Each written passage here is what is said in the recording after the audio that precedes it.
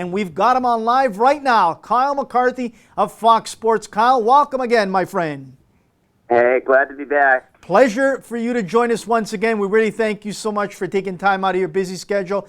Let's talk about the hottest story over the weekend. I talked to Lloyd Barker, who I'm sure you know quite well. He was on my show last Thursday, and I told him emphatically, I know for a fact that if Frank Klopas loses that game in Toronto, he's done. He was done. And to me, it's no surprise. It is a surprise that Mauro Biello has taken over, because I thought that Enzo Conchina would take over, and that to me is a mystery. From what I understand, Kyle, I'd like your thoughts, but that dressing room is a mess, number one. And number two, too many guys are doing their own thing and not working as a cohesive unit. Your thoughts? My thoughts are that the Impact need to get on the same page very quickly here. There's a playoff berth still hanging in the balance for them. They're right in the mix in that Eastern Conference, and if Biello can get that team sorted out, get Piatti back, get Drogba back, and really find a way to get the best out of those two guys, then they can be in the playoffs.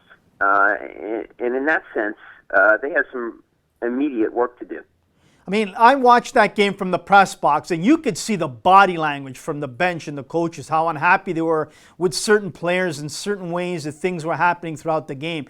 And then as I was saying to a couple colleagues after the game and to a couple people there in the Impact after the game, if Oduro doesn't miss that late in the game, it's a tie game. And early on in the game, I think it was Oduro again that missed a wide open chance. They could have taken the early lead and maybe everything would have changed, but it didn't.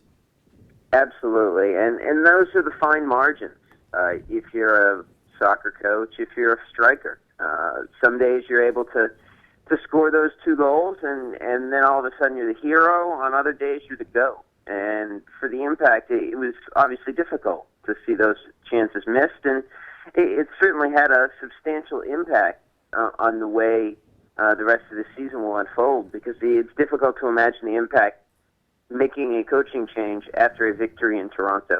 Let me ask you this, Kyle. You know the league inside out. You follow each and every team. I think I consider myself a guy that follows the league pretty closely as well, team by team. And I've looked at this Montreal team, even going back to that Champions League final, that historic date in Montreal where they fell.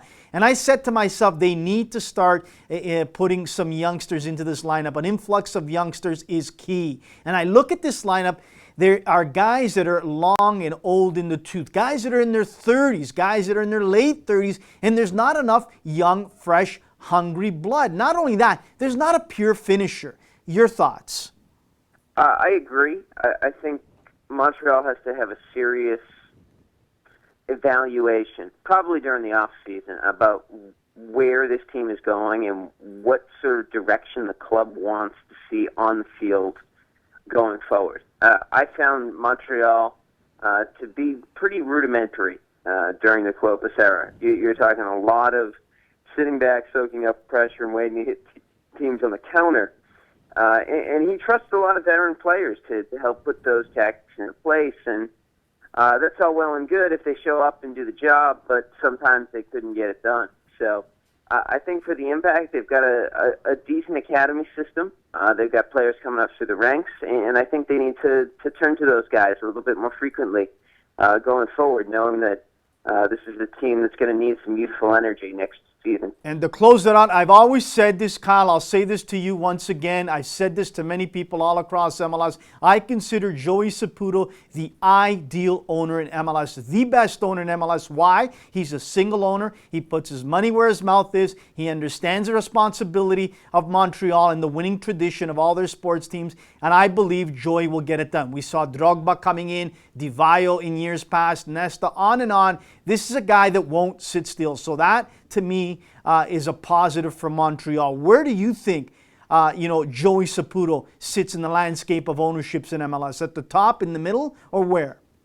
I think he's certainly in the top half. I think he's a guy who deserves credit for really having an idea of what he wants and then making decisions to go out and back. He wanted Didier Drogba this summer. He went out, spent the money, got him. He wanted Marco Di Vaio a couple of years ago, went out, spent the money, got him. He wants to see a winning team on the field, and he's willing to take drastic steps to make that happen. Does he rub some people the wrong way sometimes? Absolutely. But you can't fault his commitment to winning. And I think in MLS, that's fairly refreshing. It really is. Kyle, let's turn the page and go to the Western Conference. About 10 days ago, or even less than that, I think I had on Elliot Ullman of the San Jose Mercury News, and we talked about two big games coming up, and he was concerned that it was L.A., and I forget who the other game was coming up against, that they would not come out possibly with maybe a result or 0 points. And I cautioned and I said, if they come away with one win out of those two big games, watch out. Well, guess what? The San Jose Earthquakes are for real. This could be a dangerous team if they sneak into the playoffs. Your thoughts? They are on fire right now. They are a team that understands what they want to do with and without the ball, and they've got the players to implement those tactics. You saw it against the LA Galaxy on Friday. I think you've seen it over the past few weeks. They're better with Chris Wondolowski up front. They're better with Quincy Amarikwa just bothering opposing defenders with his movement and his willingness to accept physical contact.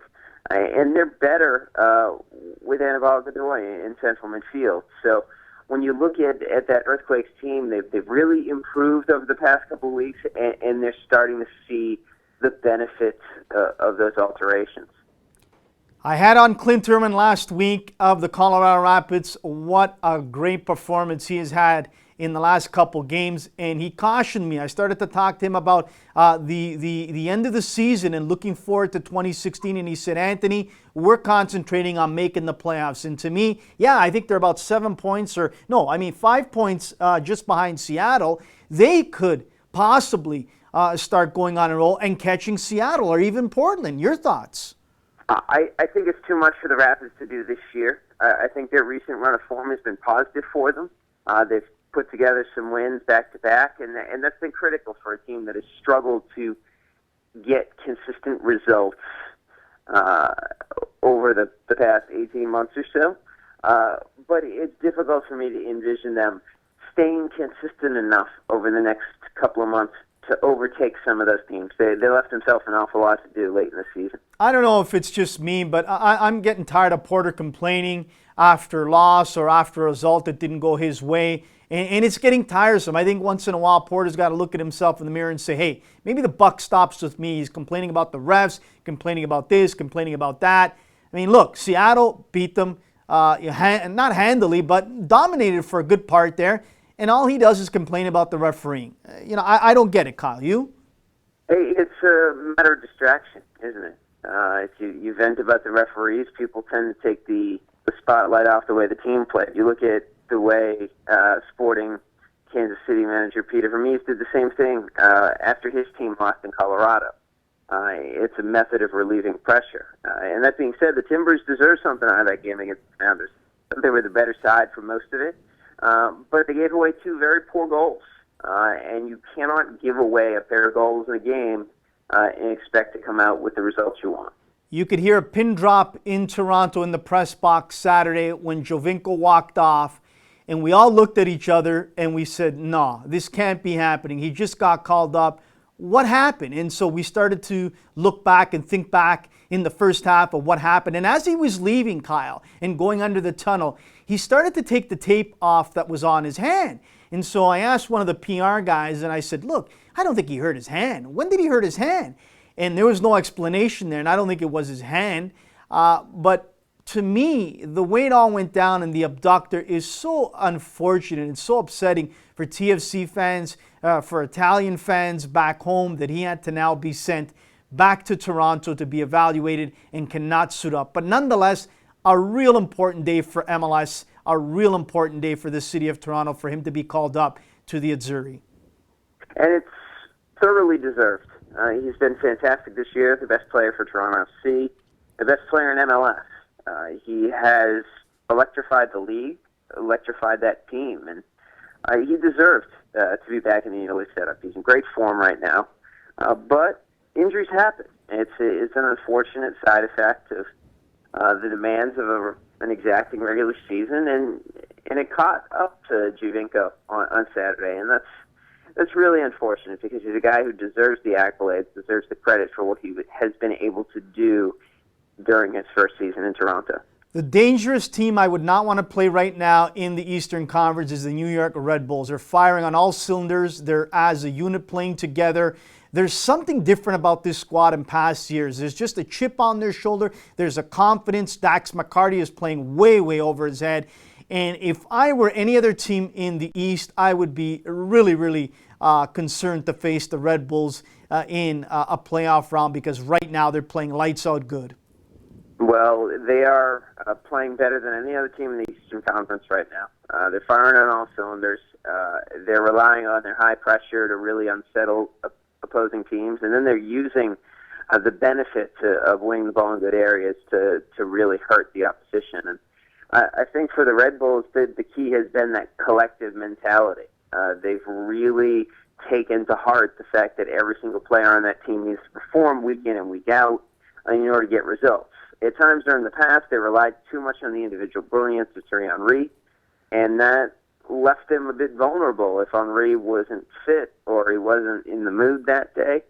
But if you look at this Red Bull side now, they don't have that extra special player in the side like Henry, but they do have 11 players willing to show up and grind every week, and that's a testament to Jesse Marsch, and it's a testament to that group of players that they've been able to produce the results they have over the past couple of months. As we close it out, Kyle, we really appreciate your time, but I recall when TFC came into the league, when Seattle, Portland came into the league, and even Montreal, that the pressure wasn't as intense as it has been for Orlando City, New York City FC to make the playoffs, by fans, by media, you name it. Now, granted, Orlando, Kaká, New York City FC, Pirlo, and Villa, on and on, I understand that, but still, I think people in those two cities need to take a back seat and say, hold on a second, we haven't even played a year yet. And a lot of these players haven't played together, on and on. Why is the pressure so immense in these two markets? It's because they went out and spent the money they did during the offseason. If you're going to go out and sign players of that caliber and splash the cash in a league where a lot of teams don't go out and spend money, you're going to ratchet up the expectations. And I think both teams fed into that over the course of the winter and over the course of the summer.